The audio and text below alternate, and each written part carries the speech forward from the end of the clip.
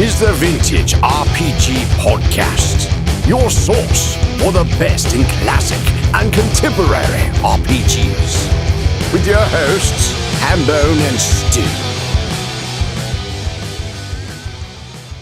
Welcome to the Vintage RPG Podcast, coming at you again from the clubhouse, hidden somewhere in the swamps of New Jersey. I'm John Hambone McGuire, and with me, as always, is the editor-in-chief of Unwinnable.com. I asked him if he'd ever run for public office, and he said no. But if he did, and he won, he'd be sworn in on a Dungeon Master's Guide. Stu Horvath. Oh, geez. My wife is constantly trying to get me to run for the school board for some reason. You'd have to have them swear you in with the DMJ. I would die. I can't deal with that kind of level of conflict. And yet you run multiple role-playing games. It's different because I have all the power. This is true. And you could also kill off any problematic players. True. So speaking of the DMG, today we are going to talk about the first edition Dungeon Master's Guide. It's a classic. It is a classic. At the end of the episode, Mike O'Brien, the vice president of Chaosium, checks in with Stu and I and brings us up to speed on Miskatonic University, the restricted collection, as well as some cool behind-the-scenes happenings at Chaosium. And speaking of Miskatonic University, Stu kickstarted it. He got it in the mail. We played it, and it was awesome. So once again, we're such I don't want to put this on you. I am such a Chaosium fanboy that, basically anything that they put out now, I just throw money at it. I need it. Yeah, he's the living embodiment of that Fry gift. Shut up and take my money. Yeah, exactly. I didn't even remember kickstarting this, and it just showed up in the mail. I was like, ooh, good. Great. I had no idea. This is such a pleasant surprise. You often have very good mail days. As a kid, I always was fascinated by the mail, and I was always jealous of my parents getting all of it and me never really getting anything aside of birthday and Christmas cards. So I think that I've lived my entire life trying to facilitate a daily life where I get interesting mail. Well, especially as an adult, it's kind of nice to offset all the bills that you get. Yeah. Because at least you're going to get bills all the time. At least you get something else cool in the mail. I like getting a box. You open it. Balance. There's something cool in it. It's like a little bit of treasure. Well, this was a pretty cool looking treasure. This box looks awesome. Oh, it's such a cool little box because it actually is formed to look like a forbidden tome. Yeah, the cover is magnetically sealed. I really like that. See, I love neat game design like that. The game box is one of the most important components of a game, just like a book cover is, just like a movie poster, because if it catches your eye the right way, you're going to pay more attention to it and hopefully take it home and make it a part of your collection. Exactly. Hang out with all those little board game cousins and be happy. And it also looks cool because it's a book, so it just slides right in there on the shelf, like what it's supposed to be, a forbidden tome. So like that other Chaosium board game that we've talked about and love, Con of Cons. Which was set in Glorantha. This one's also by Rainer Knizia. He's also working with Ian O'Toole and Susan O'Brien. That's right, yes. So these are the three designers of this game. And it's awesome.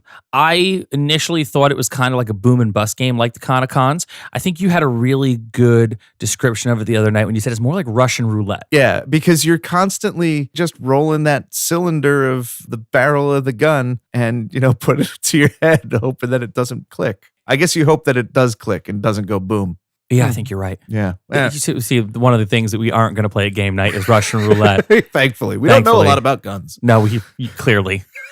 We're bad at stuff like that. So the game is laid out really well, and you draw cards. And when you draw these cards, you could either draw grad students, sigils, and grimoires. Yep. And ultimately, you're trying to score points. Yeah, it's all about points, which are basically like sanity points, I guess. The more points you get, the better your chances of winning. Yeah, the more sane you are. Yeah. The problem is you're building sets of stuff. You have a set of abilities that allow you to kind of manipulate events, but they're really not that effective. They don't mitigate nearly as much as you want them to. So I don't think that they were ineffective as cards. I think that we were ineffective as using them.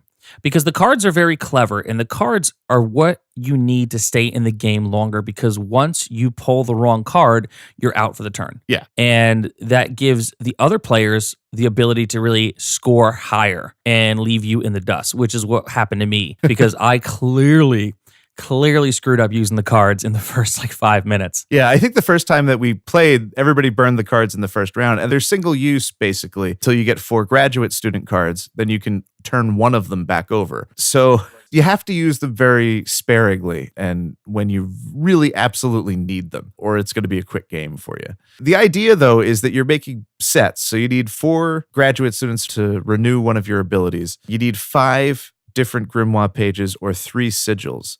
The problem is that if you get 2 of the same card, you're out, unless you can use one of your abilities to stop it. So you're constantly pulling from this deck, getting more cards, which means you're constantly increasing the chances of getting knocked out, which is just a really simple and elegant kind of knockout mechanic, because you need to do it, but you're constantly making it more likely that you're going to get the whammy. Yeah, it's a risk-reward scenario, and it's very fast-paced, and that's what I appreciated about it. It's a party game in a lot of ways because it's something that you could either use as an appetizer or a palate cleanser, or you could just play it multiple times over a night because it resolves quickly. Yeah, it's fast and easy and really straightforward. Super easy to pick up, super easy to learn, and a lot of fun. Yeah, super easy to get invested in what everybody else is doing. I feel like when you hit a run, right? When you're just like hitting all the right cards, especially in the late phase of a turn where it's like maybe just you and 1 or 2 other players.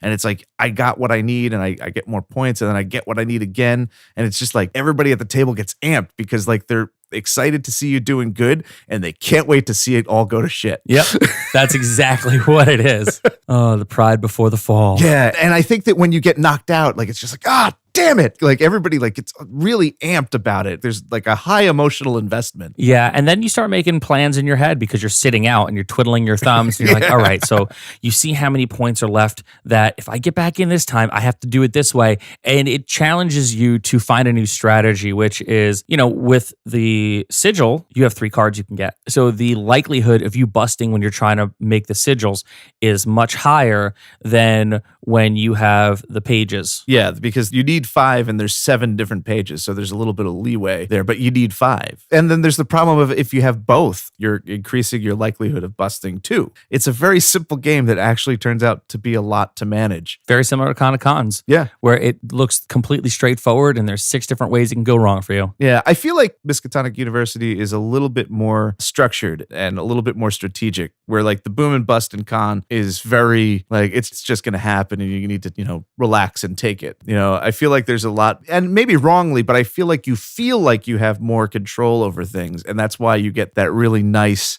like, oh man, feeling when it all goes wrong. But you also have the ability to course correct too, because the game that we played, I had a miserable first 2 or 3 rounds, and then I wound up winning somehow. And it was down to just like a one really good run. Very well balanced game. Yeah. So we highly recommend Miskatonic University, the restricted collection. We had a blast playing it. It is probably going to end up in the steady rotation of the clubhouse. Yeah. So with that, we are going to move on to the main course of this podcast episode. We're going to talk about the first edition Dungeon Master's Guide. Get out of here. For Is that what Advanced we're Dungeons talking and about? Dragons. Oh my I know, God. I love it so much. How did we get this many episodes in and not do this? Well, I think we are on a kind of a weird trajectory from the get-go, because the very first episode was the Monster Manual 2. Yeah. The sequel. We started with the sequel and we're working backwards. Yeah. So, but this is like, you want to talk about foundational texts. Like, it doesn't really get more weighty and important as Gary Gygax's Dungeon Master's Guide, right? Oh, absolutely. I just want to say this straight out, though. It doesn't have quite the iconic cover as the Player's Handbook. This is true. You got Donald C. Sutherland III's Ifrit on the cover. I like it. And it has that creepy kind of forbidden feel to it. And the City of Brass is on the back cover, Which is so cool. Yeah, but it isn't quite. That tramp cover is so good. I think it's one of the most iconic D&D images, right up there with the Jeff Easley Redbox cover. Yeah. I don't even think really in the same race. Yeah. Please don't drag me on the internet over this, folks. It's just my opinion. However, awesome art. It's just not, when I think Dungeons and Dragons, I think Easley, and I think the cover to the Player's Handbook. Yeah. So 1979. Year I was born. The year I was 1. So this is a super strange book. It's a super important book because it really establishes a lot of notions of what role-playing games could be and should be for the first 10, 15 years of the hobby, right? But it's also like really super idiosyncratic. It's like a peek into Gary Gygax's brain. Really? I think so, because like you look at what he chose to include and his reasons for including it, and I think it tells you a lot about him. Like what? Just like weapon speed and his poison rules are really odd. And you look at like a modern role-playing book, right? Right. And it's based around like making a system that's easy to comprehend and put into action. Whereas like Gary Gygax was building something that was like, he was a mathematical simulation of life, right? Yes. So like he wanted to mathematically simulate combat. That is not something that's easy.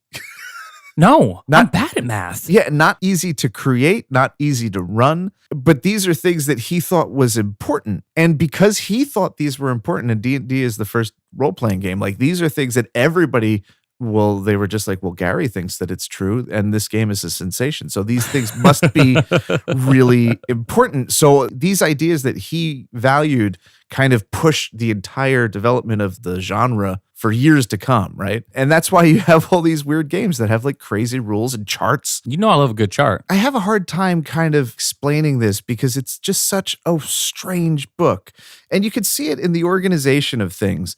Like late in the book, you have magical research, and the first subchapter is the creation of holy and unholy water. Like out of all of the things that could be magically researched in D&D, he thought that holy water and unholy water was the most important thing. Weird. Right? And then it goes to spell research, then fabrication of magic items, including potions and scrolls, and then non-standard magic items. So like there's a logic there. Like I think that he thought that holy water was just like really mechanically important. Because that's very specific. Like of all the things that you've just listed, like holy water should be in. Potions. Yeah. It's obviously just obviously a potion. Yeah. Or a missile item. I don't know. Like it's weird. Little column A, little column B. Yeah. But either way, look, even I know how you make holy water because I went to church. Like it doesn't need its own subsection. Yeah. So it goes from campaign to non-player characters to construction and siege to conducting the game. Like why is conducting the game so far in the back of the Dungeon Master's Guide? Yeah. And I feel like there's just sort of things that he felt were self-evident that weren't. And while there were things that he thought weren't self-evident, which were pretty clear, like holy water, like, oh, I don't need rules on that. And just the idea of like having to have rules for something like that. It's just like, well, it burns the undead. Like, I guess we need a dice value for damage. But like, see, a dice value for damage, I think, is super important in something like that. However, you know, to me in life, I am a firm believer, and I've often been told this, that people don't always know the things that you think they should. So you have to explain it for them. Now, I mean, granted, he kind of goes about it in a very obtuse manner, explaining it and kind of wildly out of order. But nonetheless, I kind of see where he's coming from on this. this isn't really a criticism. I think that he's such a strong authorial presence in it. And I just think that that's very different from basically every other role-playing book ever written. Like, I think that so much of like the personality of the person writing the book gets buffed out in like playtesting and polish, you know. And just for the record, there is no damage value in the entry for unholy water and holy water. Damn it, Gary. You Like, blew it. I'm skimming it, and it might be there, and I'm just not seeing it. But at a quick pass, no damage. So you have weapon speed, but no actual damage chart for holy water. Yeah. Man. I think that's a very interesting point you made, though, that it's a rule book. And generally, you don't see personality in a rule book. Yeah. Right? Because it's rules. It's just, it's essentially math equations for fantasy role playing. Yeah. I don't get any sense of the person behind the Tales from the Loop rule book. Like, I just don't, they're a mystery to me. It's stereo instructions, you know? Because yours is the personality that needs to come out as you're role playing. I will say, though, I think you're on the money because everything that I own that Gary Gygax had a hand in writing and creating, it's a very specific voice. Well, yeah. Like Unearthed Arcana, there's like pages upon pages of halberds. So many halberds. Like, why? How many do you need? And like he gets into the nitty gritty about the differences between them, and it's just like they're terrible weapons for D&D. They're terrible weapons. Period. Just baseline. You know what they don't sell at the Ren Fair? Halberds. I could be wrong about that. Please don't drag me on the internet. But you know what I mean? Yeah. And I love that essay. I think that essay is fascinating from like a historical perspective and just the reason he wrote it. Like, why? Why? Of all the things. Like your personality, it comes out in your post for Vintage RPG on Instagram. But it should. You're the editor. You're editorializing. You're talking about this, but you're not making rules. Yeah. But Gary was editorializing. He was making, because all of this stuff, like I keep coming back to this idea, but like this was all frontier. Like there was no one had any clue about how these things were supposed to be. And I think that the modern stuff is great because we're getting better theoretically at making games that people could play that are complicated and do lots of things, but that are also fairly easy to play. We do that at the cost of losing sort of the mystery because like we have the frontiers now. I think that there's always going to be some new weird game that really pushes ideas, but like we also already have a template for what weird games are now. Oh, right? yeah. Like Universalis, where you bid on what the world is, or like Prince Valiant, even where you flip a coin to resolve stuff. That's like crazy. We have like an idea of what like an unusual game mechanic is. Back in '79, like we're 5 years into OD&D, and this is like the relaunch or like his magnum opus of creating something new out of that. And like nobody knew nothing. It's crazy to me. It's so crazy. I think it's cool that as a relic from the past, you can hear Gary's voice in the words and in the pages. Like it's very specific, and you don't get that anymore when you buy something because it's meant to be a starting point where it amplifies your own voice. So this is a very, very cool look into the past of role-playing games. And I think out of all of the original first edition books, this one's the one I go back to the most. I love the monster manual the most because it's got pictures of monsters in it. I mean, that's easy. And the player's handbook is the one you use the most. Like that's the book, like you create the characters out of it. It's got the spells in it. That's a utilitarian book. It's a tool. But this one I kind of come back to. I like flipping through it and I'll just like pick a random page to see what crazy thing Gary was writing about. He hired Lawrence Schick based on his submission of White Plume Mountain, and they just published that. I don't recall what his title was, but he was like basically like a line editor.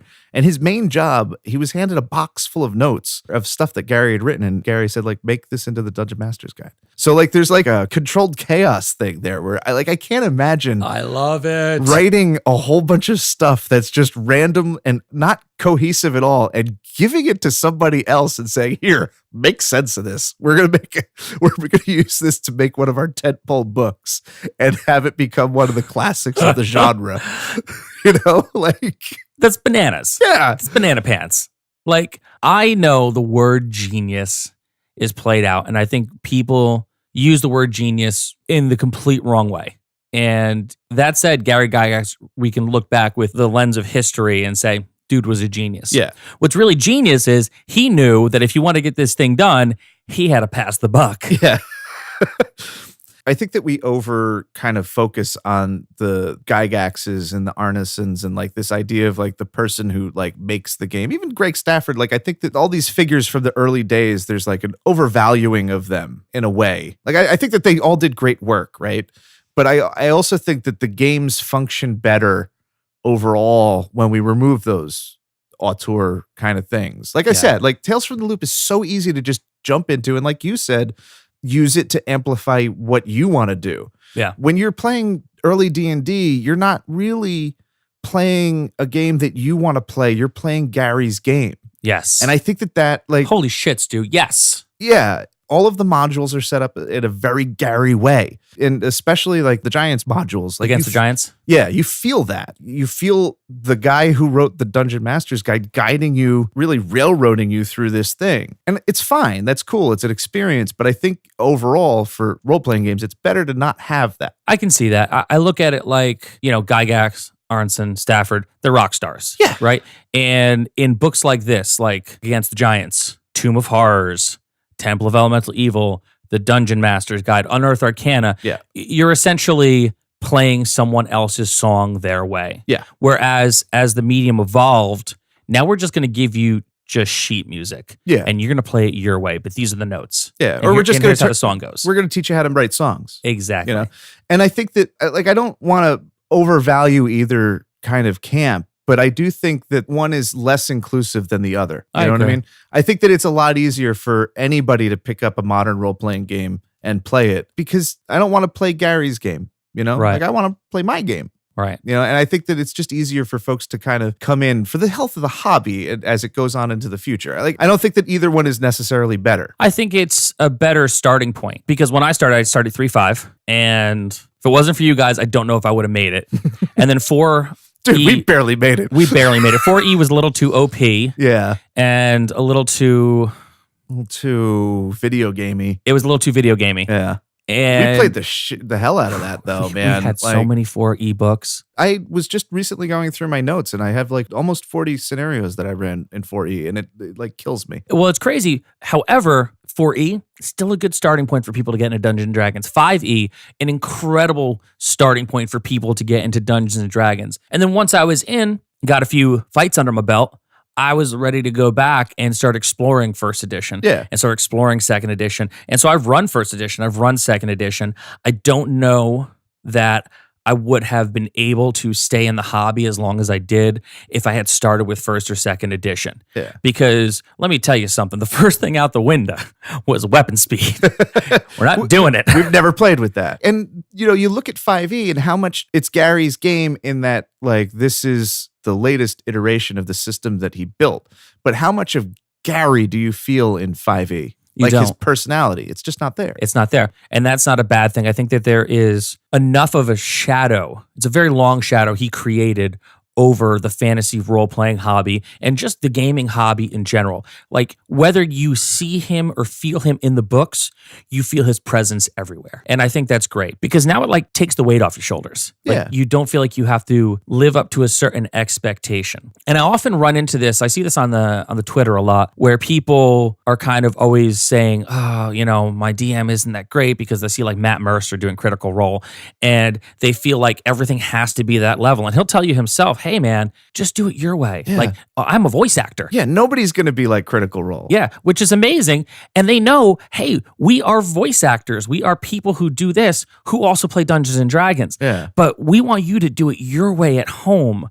And there's always that kind of specter of, am I doing a good enough job as a DM? Am I entertaining enough? Am I like doing enough funny voices? How are my NPCs? Am I putting enough combat in? There's so much going on that when you couple that with the weight of the Gygaxian level of original D&D, man, that's a lot. Yeah. You got to free yourself from that, man. Yeah. I feel like you're always hung up on, am I doing this right? Yes. And the truth of role-playing games is that there is no correct way to do it. Nope. If you're having fun with your friends telling stories, you did it. Good job. You know how you win Dungeons & Dragons? Everyone has fun. Yeah. You win. You win Dungeons & Dragons by playing. That's it. That's it. But I think all this stuff is interesting because, like, there's nothing else that has a 0 point like this. Like, where one guy created a thing that, like, we could point to and say, that was where it started. And I think that's really strange and unique and makes the whole hobby forever reinventing itself because the history of it is so clear. Oh, absolutely. I mean, Superman is old. Yeah. Right? Been around forever. Batman, we are, at this time recording this, we have just celebrated Batman's 80th birthday. Jesus. Right? But they're not the first superhero. No. There's no clear point where superheroes just happen. Like, people are like, well, it's Batman or it's Superman because at 80 years, who the hell remembers before that? But with this, you know what the germ was. You know what the idea was and where it came from. And like, you could track it right back. Like, this is the greatest, like, 23andMe ever. We know where it actually started. Yeah. Like, superheroes, you could track it back to, you could argue that, like, Hercules was like a superhero. It goes all the way back, right? Like, imagine, like, what music would be like if we had the guy who invented the guitar and, like, he was just like, well, this is how you play guitar. And, like, here's a guitar. Now play it. You'd have all this baggage because this one guy created the instrument. It's like the only person you've ever seen play guitar played it that way. How are you going to play it? You're going to play like him. And like, it would take a long time for a guitar to break out of that, And that's what D&D did. Yeah. And D&D will always be an oversized thing in the space. We're never going to escape it. There's always going to be different games that serve different people differently. And D&D is always going to do its thing and overshadow those games, which is also a weird thing about it. And it's all down to this book. It's crazy to have just this one book be such like a huge outsized thing.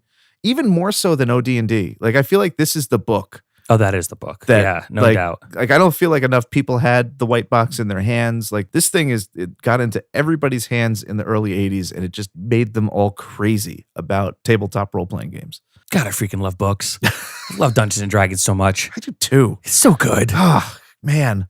I feel like we barely scratched the surface of this thing, too. Yeah, we definitely did. Yeah, like, we like went, like, super meta. Yeah. I mean, we're definitely going to have to do a second episode on the Dungeon Master's Guide. Do you have any final thoughts for it right now? No, Hambone, I have no further thoughts. Hey, man, works for me. So I feel like anything that I bring up is going to be just like we're going to be talking for another hour and a half. Tangent City. Yeah. Well, we will definitely do another episode where we dive a little deeper into the DMG because it is just a wealth of topics to talk about. There's so much. All right, folks, as promised, we have an amazing interview on deck tonight. We are talking to Michael O'Brien, the Vice President of Chaosium. Welcome, Michael. Oh, thanks very much. Good to be here. We are so excited to have you here. First, before we get into the questions about Miskatonic University and some of the other fun things that Chaosium is putting out, I do have a question for you. Sure. I have seen that you've been traveling a lot recently. You've been in Dubai, you've been in the UK, now you're in Australia. Are you a Cthulhu cultist? Because you have to tell me if you are. I was certainly dressed like one at a couple of the events I was at. I actually live in Australia, so I'm actually home now, which is good. But yes, over the since December, I think I've been overseas 4 or 5 times. So, were you in the castle in Poland? I was at the castle in Poland, Carcosa.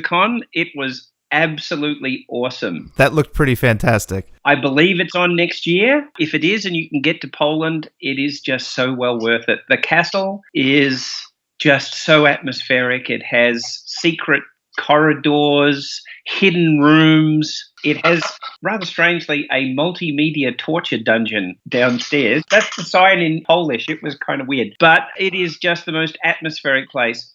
It was put on by Black Monk Games, who are the Polish licensee for Call of Cthulhu. They did a crowdfunding campaign for Call of Cthulhu last year, and it was the biggest crowdfunding campaign ever in Poland. And not just for games, for anything. That's amazing. Yeah, so the game is really popular there, and so they decided they would have a Cthulhu convention, and we're better to have it than in a castle. That's true. I mean, I wish I had a castle in New Jersey to run my Call of Cthulhu games in. Well, funny you should say that. Last year we had RuneQuest Con Down Under again, after a mere gap of, I think it was 25 years. Oh, just a small gap. Yeah, IKCon 2, I think, was in 1998, so 20 years. And they had it at a Ren Fair castle that was built in the 70s, just out in the country from here. It was a fantastic event. It was so great to have it. But comparing the two castles, I have to say the one in Poland just was a little bit more resonant and realistic. Well, we learned so much doing this podcast.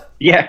I'll just say it was funny. I took my eldest son to another castle in a convention in Germany called EternalCon, which is also in an amazing castle above the Rhine. And our youngest son is on a promise that one day I'm going to take him to a convention in a castle. And when I put the offer to take him to Kryl Castle to RQCon Down Under last year, he turned me down flat. He's holding out for a better castle, something a little more exotic. Yeah, it's a weird castle, Kryl Castle, given that it has eucalyptus trees and kangaroos hopping around it. But that's a castle I want to go to. It is an awesome castle, believe me. We had a fantastic time there.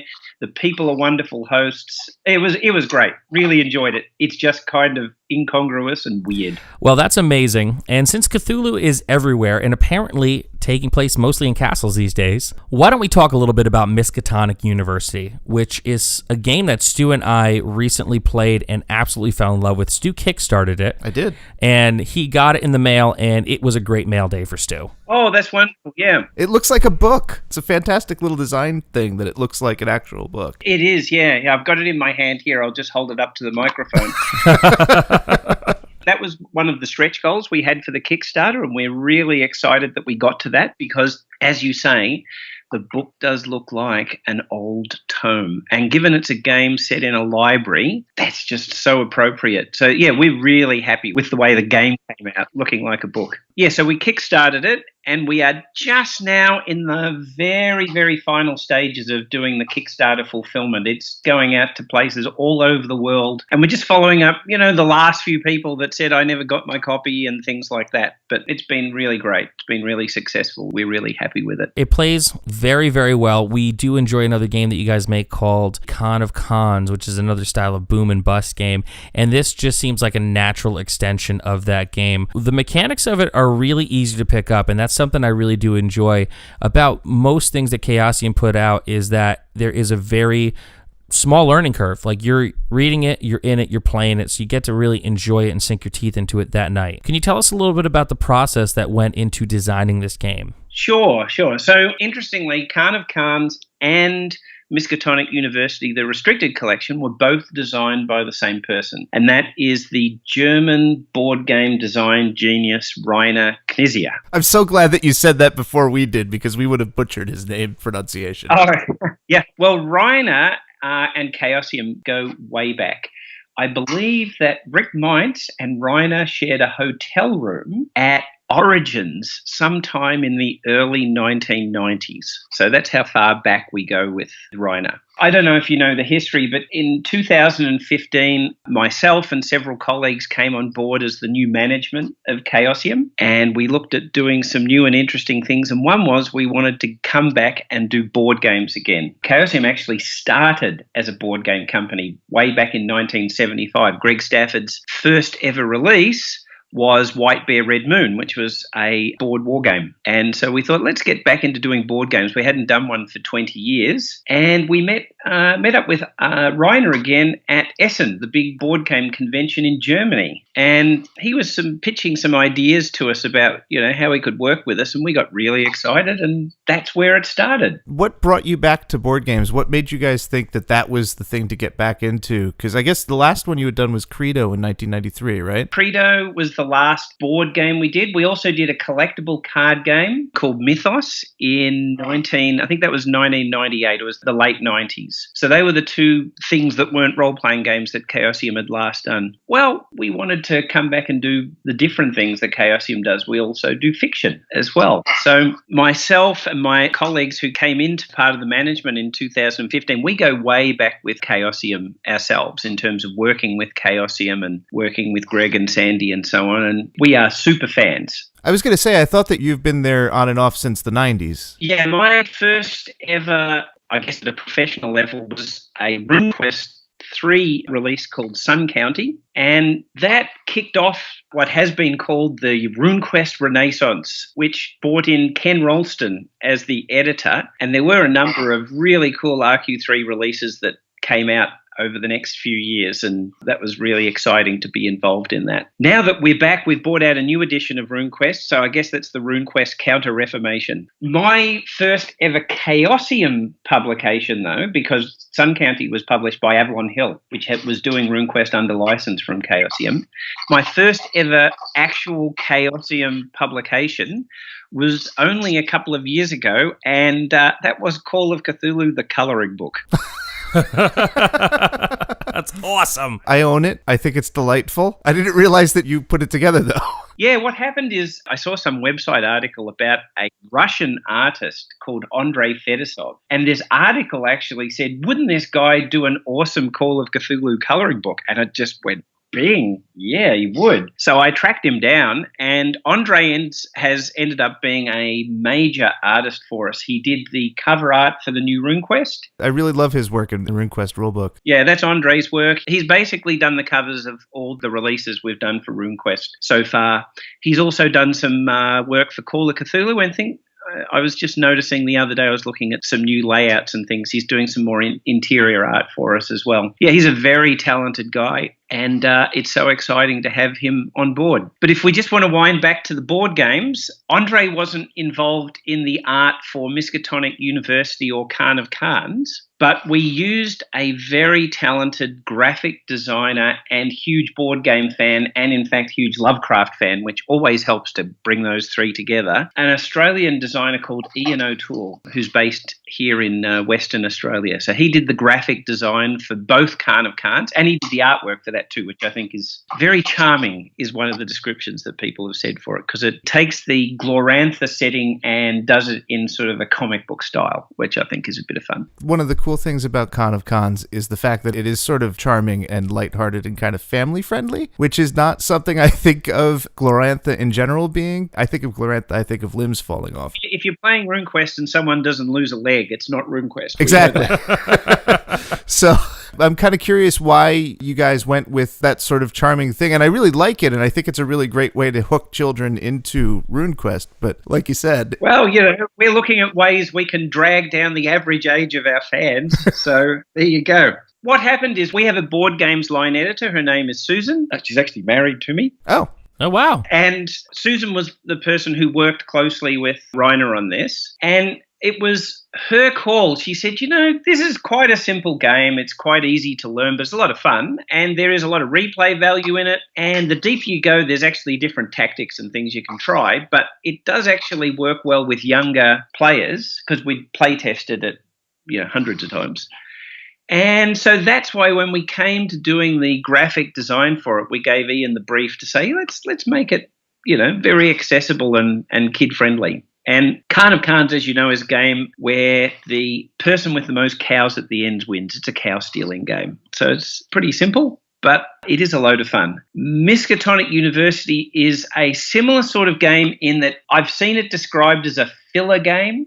Rather than, it's not Eldritch Horror. It's not a game that's going to take you hours to play and set up and things. It's a game you can quickly get into and have fun, maybe while you're waiting for your rest of your friends to turn up to play Call of Cthulhu. Oh gosh, Hambo, we totally played it wrong. Yeah, we played it like 3 times in a night. Okay, that's fine too. What I've found with Miskatonic University is it's a game with 5 rounds, and the first round is usually the longest because you have the most options. And then the game does tend to get a bit more desperate the longer you go into it by the 5th round. And it's exploring some of those tropes in Call of Cthulhu where the deeper you go, the rewards might be greater, but the risks are higher. And that's why we thought it was a really good fit with the theme of Miskatonic University and going into the haunted library and so on. I'm glad you guys have had fun with it. The first time we played, it was lightning fast and terrifying. And it felt like Russian roulette. Like everybody was just kind of pulling those cards, hoping that they didn't get the bullet. And then everybody got a bullet. It was just so intense in terms of like whether you were still going to be in the round. And we really appreciated that. Yeah, the energy of the game is amazing. Aesthetically, it fits right in with everything else that you guys are putting out in the Cthulhu line. And then emotionally, it has that same kind of energy where anything could happen, and whatever's going to happen, it's probably going to go wrong, and it's going to end poorly for you that we've become so used to from playing Call of Cthulhu and Mask and Nyarlathotep. That's what we were aiming for, so I'm glad that happened for you guys. One deliberate thing we did different in Miskatonic University compared to Khan of Khans, if you notice, Khan of Khans has text on the cards. And that kind of meant that really it could only work with an English language audience. So what we did with Miskatonic University is the cards themselves don't have text on them. And that way we have in the rule book, the rules are in English, French, German, Spanish, and Italian. And you can play it in each of those languages. And we've also got some interest. Our good friends, the Poles, are very interested in doing a version of Miskatonic University, which is great. And so are our friends, the Japanese. And they've already done a Japanese Khan of Khans, by the way, which looks super cool. Oh, that has to look amazing. Yeah. I don't know if you guys are aware, but Call of Cthulhu is insanely popular in Japan. I didn't know that. It is incredibly popular. It is by far the most popular RPG in Japan. And when we met our wonderful Japanese licensees who published the game there, and they showed us the sales data, we were just quite gobsmacked. And then they told us something which gobsmacked us even more. And they said, our core audience is women aged 17 to 35. And they are about 70% of the people who buy and play Call of Cthulhu in Japan. Oh, that's the coolest thing. That is awesome. Yeah, we were quite amazed by that and really excited by it. So that was wonderful to hear. So yeah, and they really like playing the 1920s New England style Call of Cthulhu as well. It's not like they're writing special supplements set in Japan. There are some of those, but they do like the core stuff we do. So really exciting.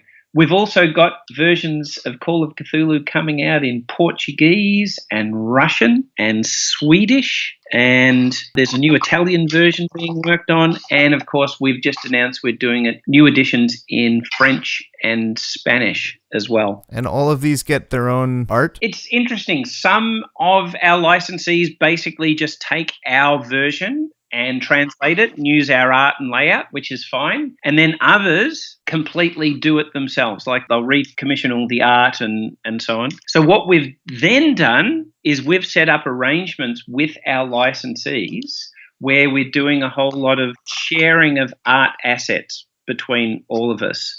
So that means if there's really cool stuff being done by, for example, the Poles, we can use that art later on in our own releases. In fact, just this morning, I was having a discussion with our friends in Poland about taking the cover of something they've done and using it ourselves. I do believe that I've seen some French covers of Cthulhu rules from like the late 80s, early 90s. And it's not that they're better art covers. It's just that they're different. And because they're not the ones that I have, I'm envious of that. So that's really cool that you guys have set up a way to share. It's great because there's a huge community out there of people writing and creating and drawing and so on in other languages. If we can facilitate that, I just think it adds to a richer environment everywhere. The other thing we have along that line, I don't know if you guys are aware of it, it's called the Miskatonic Repository, and it's on DriveThruRPG. And that is our community content resource. It's like the DM's Guild, except it's for Call of Cthulhu. So does this come out of the monograph series of Call of Cthulhu rules? Not quite, except you could say that Chaosium was ahead of the curve with the monographs, which sort of came out, I think, in the early 2000s.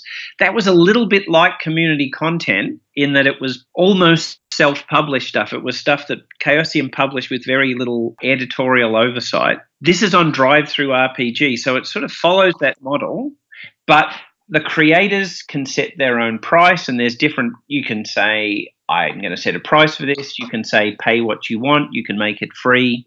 It's entirely up to the creator. If they do set a price for it, there's then a revenue split, which is exactly the same as the DM's Guild. I think the creator gets 50% and then some of it goes to DriveThruRPG and a small bit of it goes to us. But we launched that at the end of last year, and we've been really happy with the success of that. Lots of people have been contributing. And earlier this week, I did a post celebrating the fact that the first product on there has made it to gold seller status. Wow, that's awesome. And that's called The Idol of Thoth by a writer called Joe Trier. So congratulations to Joe. And then I listed the products that have made it to silver status, and I think there was about half a dozen of those. And then I listed the products that have made it to copper, and I think there was about another 20 or so of those. So that's fantastic. And so we're encouraging people to write for that. And the great thing is that's available for any language as well. So it doesn't even have to be English. You can put up stuff. We've got stuff up there in Spanish and in Polish. There's even a Call of Cthulhu supplement in Turkish. See, I love that. Role-playing games making the world richer for everybody. Yeah, and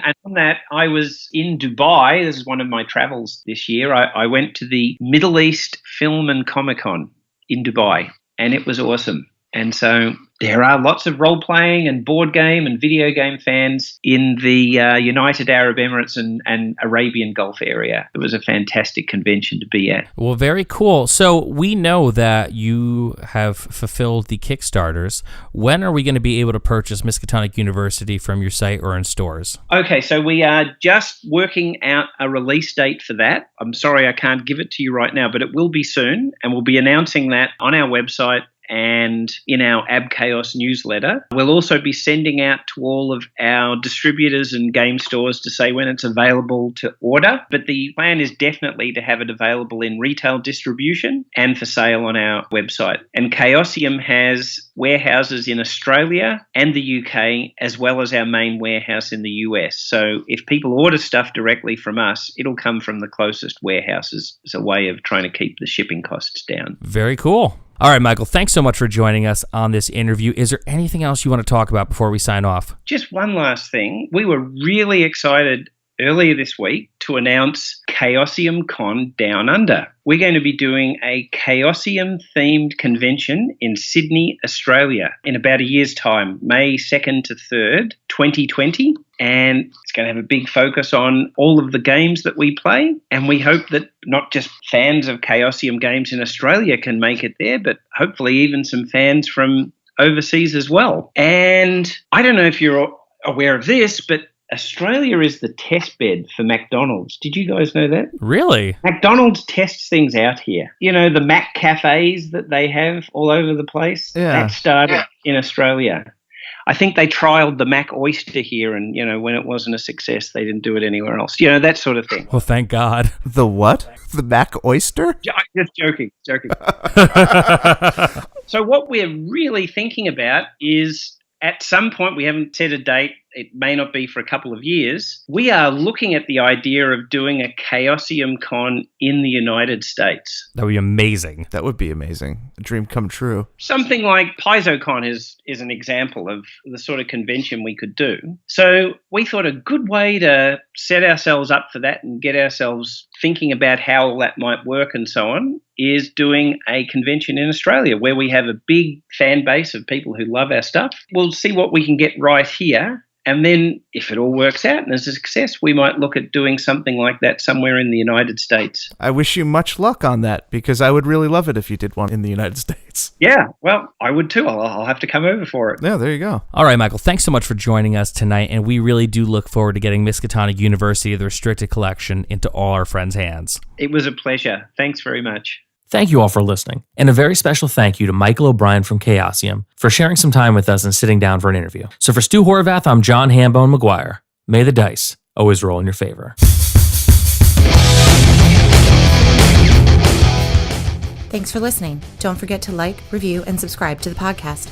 Every review helps other listeners to find us. The Vintage RPG Podcast is a ham-fisted production. Music by Dego West. Art by Schaefer Brown. If you like the podcast, you should also consider becoming a patron at patreon.com.